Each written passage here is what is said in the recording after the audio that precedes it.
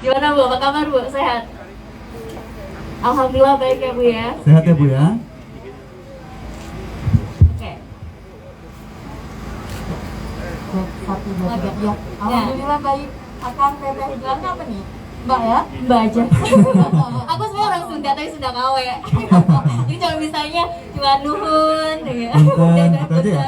Udah itu aja. Nggak bisa lagi yang lain.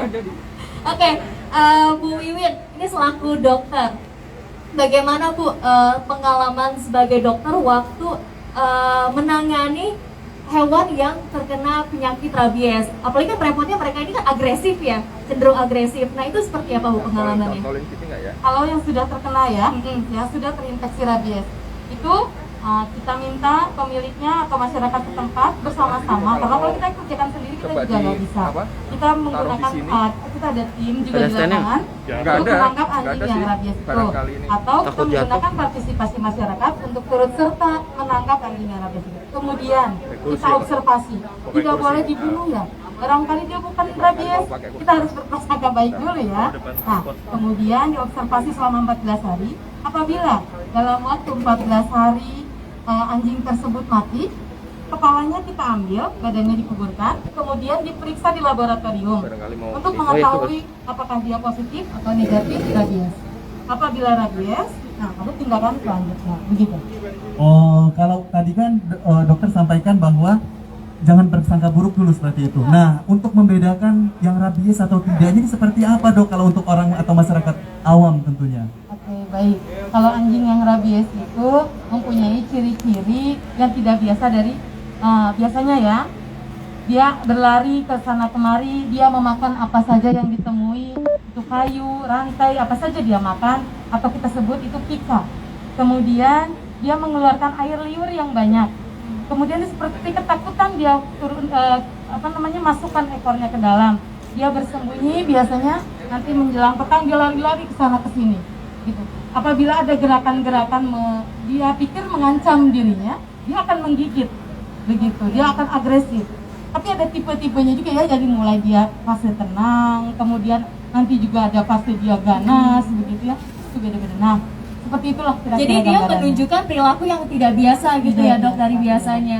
Nah itu biasanya hewan yang terjangkit rabies itu awal mulanya dari mana sih Dok? Entahkah dia dari kesehatannya, maksudnya kebersihannya atau apa faktor lain? Faktor yang utama adalah gigitan dan cakaran dari hewan yang terinfeksi rabies lainnya. Nah, tentu saja hewan penular ini bukan saja anjing ya. Bisa anjing, bisa kucing, bisa kera, atau musang, atau hewan lainnya yang berpotensi seperti itu. Tapi yang pada umumnya layaknya adalah 90%, lebih dari 90% itu gigitan rabies itu akibat anjing. Walah, jadi saya tahunya selama ini Dok bahwa yang terkena rabies itu hanya anjing, tetapi lebih dari itu ya, banyak hewan-hewan lain juga. Iya betul. Nah, lalu seperti apa sih seharusnya edukasi kepada masyarakat, karena kan hewan ini yang paling dekat nih dengan kita. Tentunya yang suka melihara kucing seperti Vika, Irfan dan teman-teman sobat tani yang ada di rumah. Nah, untuk melihat agar dia tidak terjangkit dari apa ini namanya tadi, rabies ini, gimana ini Dok? Ada caranya ya. Oh ya, saya mau ceritakan dulu nih. Bagaimana nih ya? Apakah betul nggak sih ini pakai vaksinasi ya? Iya. Juga pakai vaksinasi. Vaksin Sinovac boleh nggak? Oh jangan, vaksin rabies. Tapi gimana nih vaksin? Saya menjadi saksi hidup ya. Anjing yang menggigit anjing yang sudah divaksin, anjing itu tetap hidup. Anjing yang menggigit kera, jadi pada tahun 2019 di Bandung Barat itu ada lebih dari 100 gigitan pada saat itu, dan kita identifikasi apa saja yang tergigit. Itu ada kucing, ada kera atau monyet, kemudian ada anjing juga, ada domba, ada kelinci, dan ada orang, manusia. 41 orang loh yang tergigit, nggak sedikit ya. Nah, kemudian ada saya lihat ada domba. Domba itu digigit oleh anjing yang rabies, yang tadi yang kepalanya diambil itu ya. Itu dalam waktu 14 hari dia hipersalivasi, makin lama makin banyak salivanya, kemudian di 14 hari dia mati. Kita ambil kepalanya, dia tidak seperti anjing rabies yang tadi saya ciri-cirinya seperti itu domba, jadi beda gejalanya. Nah, pada kucing dia langsung mati karena kecil, terus digigit langsung mati ya karena kecil ya. Nah, kemudian pada anjing yang sudah divaksin dan anjing yang belum divaksin, anjing yang divaksin itu masih sehat sampai sekarang masih ada. Nah, itu bedanya. Yang anjing-anjing yang sudah divaksin itu masih pada hidup sekarang, yang tergigit itu. Sedangkan yang tidak divaksin itu mati. Kemudian kera itu terlewat dia 2 tahun yang lalu, di tahun 2017-nya dia pernah divaksin katanya. Kemudian 2019 tergigit, dia kira-kira 2 bulan baru mati. Begitu. Jadi penting sekali, efektif sekali, aman sekali apabila hewan kita diliarkan atau bersinggungan dengan hewan liar lainnya. Kita tidak bisa lihat kapan dia bersinggungan dengan hewan lainnya, kontak dengan hewan lainnya. Jadi sebaiknya lindungi hewan kita dengan vaksinasi. Dengan vaksinasi. Iya, dan satu lagi tadi orang yang nggak diberi VAR atau vaksin anti rabies oleh puskesmas itu akhirnya meninggal. Begitu. Berarti Itu di sangat tahun yang bahaya, sama. ya? Iya, begitu. Kalau dokter sendiri pengalaman pernah digigit nggak nih, Dok? Oh, belum. Belum ya. Jangan sampai ya dok ya. Nah, berarti dengan cara divaksin rabies itu meminimalisir sekali ya dok ya, kita tertular ataupun hewan-hewan kita juga ikut tertular dari penyakit rabies itu. Iya, betul. Nah dok, misalnya nih dok, aku digigit kucingku yang rabies, terus aku terkena rabies, terus aku menularkan ke Adi, bisa nggak kira-kira kayak gitu? Kucingnya mbaknya Aku digigit anjing rabies. Terus aku terkena nih rabies Iya. juga, terus aku menularkan, aku gigit balik Adi. Oh, mbak suka gigit nggak kebiasaannya? Iya. Atau mungkin bisa melalui sentuhan begitu rabies Iya. itu. Gimana dok? Kalau di manusia, gimana Mas Febin? Jadi Kayaknya Mas Febin lebih tahu. manusia, jadi aku karena aku rabies, aku menularkan ke Adi pokoknya, bisa nggak kira-kira? Ya, Iya. boleh menambahkan ya. Boleh. Dia kasus dari manusia ke manusia itu relatif jarang. Oh, oke. Karena apa yang tadi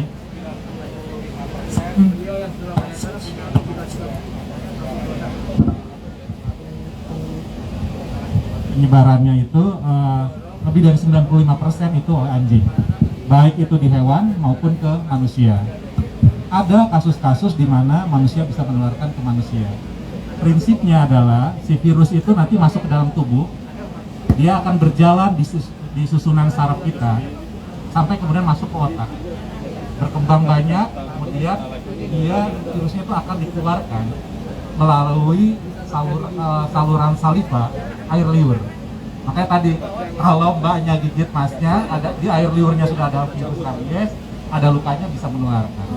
Atau kena muncratan ludah atau kena muntahan. Ada beberapa kasus dilaporkan dokter yang sedang menangani orang yang terkena rabies, terkena muntahan, kena selaput matanya, itu lebih mudah masuk ke otaknya sehingga dia bisa terkena. Tapi catatannya sangat jarang sekali terjadi manusia ke manusia.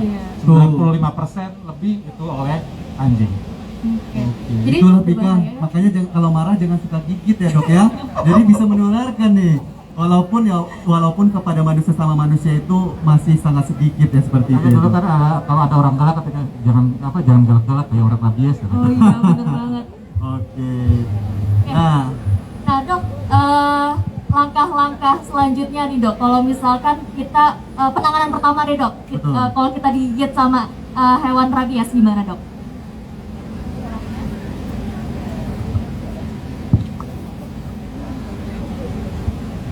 Di orangnya. Untuk orangnya dan hewannya. Oke. Jadi hewannya tadi begitu terlihat gejala rabies, apabila sudah ditangkap, diobservasi selama 14 hari, diberi makan dan minum seperti biasa. Sampai dia misalnya akhirnya memperlihatkan gejala mati, baru kepalanya diambil untuk diperiksa di laboratorium. Nah, kalau di orangnya, segeralah cuci dengan air di air mengalir selama 15 menit dengan sabun. Kalau sabun batangan live, kalau sabun batangan itu sampai habis gitu ya, 15 menit bayangin ya, sampai putih. Jadi bukan cet-cet gitu doang, tapi 15 menit benar-benar habis, sampai habis sabun satu batang itu. Kemudian diberi antiseptik, kemudian pergilah ke puskesmas. Ingat ya, ke puskesmas karena di sana ada penanganan berikutnya untuk pemberian vaksin. Langsung pertolongan medis ya dok ya. Pertolongan medis, karena ini bukan main-main ya dok ya, Bukan main-main. karena bahaya untuk berikutnya ke badan kita, Iya, kan bisa betul. menularkan tentunya tadi. Kejadian benar di Kejadian. Bandung Barat itu meninggal orangnya. Oh ya bisa, kan? bisa menyebabkan kematian juga ya dok ya. Hewan kita mati dan kita juga bisa ikutan mati juga karena rabies. Nah oke, itu dia tadi pembahasan kita. Kita tahan dulu, kita bergeser ke narasumber kita yang selanjutnya. Ada Kak Irfan Hakim, ini selaku pecinta hewan nih. Hewannya Betul. banyak Banyak banget. banget. Udah kayak apa ya? Semuanya kayaknya dia pencinta hewan Pencinta juga. hewan. MC semuanya dia semua. Semuanya Public influencer figure juga. semua. Semuanya sepertinya, makanya cuan di rekeningnya kayak makin banyak ini ya. Multi talenta banget Kak Multi Irfan. talenta. Kak Irfan, emang ada berapa sih hewan yang Kak Irfan punya di rumah? Ya, bismillahirrahmanirrahim. Assalamualaikum warahmatullahi wabarakatuh. Waalaikumsalam. Terima kasih Dinas Pertanian atas undangannya. Pak Ghazali, Pak Kuntoro, terima kasih. Mr. Luke juga. Jadi seru acara ini, benar-benar sebetulnya tidak hanya menjelang hari rabies sedunia saja, tapi ini harus secara rutin karena pengedukasian masyarakat itu harus diulang supaya ingat. Karena kita kadang-kadang semangatnya ketika di hari hanya saja, setelah itu Iya. lupa lagi. Dan ini kadang-kadang di saat ini kita terlalu sibuk dengan pandemi COVID-19. Padahal masih banyak juga penyakit-penyakit yang lain yang masih harus kita tangani. Masih banyak sekali virus-virus yang lainnya juga yang bisa membahayakan kita. Termasuk adalah rabies ini sendiri. Kadang kita tuh hanya sebatas tahu rabies, udah gitu saja. Bahaya, hati-hati, awas, seperti itu. Tapi tanpa mengetahui lebih detail yang seperti disampaikan oleh Teh Lin dan juga Kang Feby. Kalau ditanya saya punya berapa, banyak banget. Banyak banget Jumlahnya berapa saya juga nggak tahu, tapi yang jelas kalau untuk jenis anjing saya tidak ada. Jadi agak sedikit lumayan tenang. Tapi bukan berarti kita bisa terbebas karena anjing memang 90%-an. Tapi 2%-an lebih itu tetap ada ditemukan bisa dari kucing, musang. Nah, kucing dan musang itu yang ada di rumah saya. Nah, Waduh. benar banget. Itu hewan berbulu semua ya. Dan Tapi gimana? kucing saya ada yang nggak berbulu juga. Oh iya benar. Iya betul, saya udah Nah, lihat. apalagi Kak Irfan ini kan ada anak ya. Oh. Ada siapa aja Di rumahnya Adi itu nih, kan Adi tahu. ada nih, ada Aisyah, Raina, Jalu ya, Dede Zaki, Dede Lesti dengan Kak Bilar bukan ya? Ya, mungkin di rumah kan maksudnya banyak anak-anak nih. Nah, seperti apa sih? Apalagi mereka pasti dekat tuh dengan hewan-hewan peliharaan Irfan. Lalu seperti apa mengedukasi anak-anak juga? Dan menjaga anak-anak. Betul. Heeh. Jadi sejak dini kita harus mengajarkan kepada anak-anak kita untuk mencintai hewan dan mencari lingkungan dan mencintai alam pada secara keseluruhan. Jangan sampai anak-anak kita tuh jadi cemen gara-gara orang tuanya nggak mau repot. Misal lihat semut aja, ih semut hati-hati, semut, ih ada ayam, ih hati-hati. Awas dipapar. Semua hati-hati, takut. Akhirnya anaknya jadi penakut. Takut, benar. Tapi ya bagusnya didampingi, dijelaskan gimana mereka tuh bisa menyayangi, memberikan makan, mengurus, itu tuh akan berpengaruh juga kepada tumbuh kembang anak tersebut. Tapi harus diawasi, jangan sampai karena kita bablas kesehatannya tidak diperhatikan. Menurut saya sih kebersihan itu salah satu faktor utama dalam menjaga kesehatan hewan maupun manusianya. Jadi ketika bersih, kita benar-benar memperhatikan segala sesuatunya dari lingkungan, makanannya, kesehatannya, insya Allah kita akan terhindar dari penyakit-penyakit yang ditakutkan bisa menular dari hewan ke manusia. Yang kedua adalah hewan kita ya harus yang dipelihara tuh jangan terlalu dilepasliarkan gitu.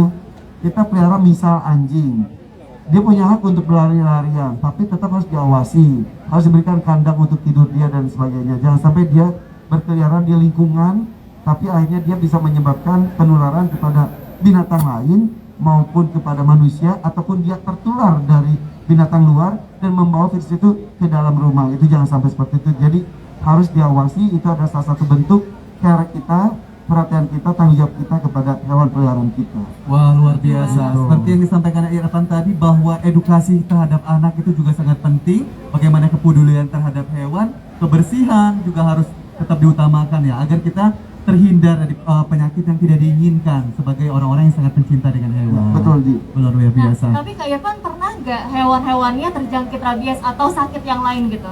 Alhamdulillah enggak, jangan sampai kita menunggu terjadi dulu baru kita heboh, kemudian kita melakukan tindakan berikutnya. Oke. Sedia payung sebelum hujan, kan itu dari dulu ya.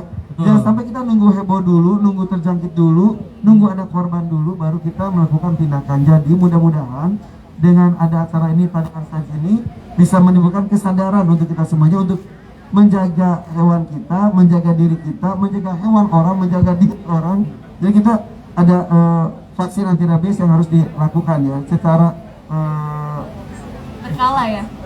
secara berkala, betul. Tapi Kak Ivan udah divaksin hewan-hewannya, vaksin rabies. Sudah, itu sudah jadi sebuah kewajiban. Nah, tapi saya mau nanya dok, kalau manusianya harus divaksin nggak? Betul.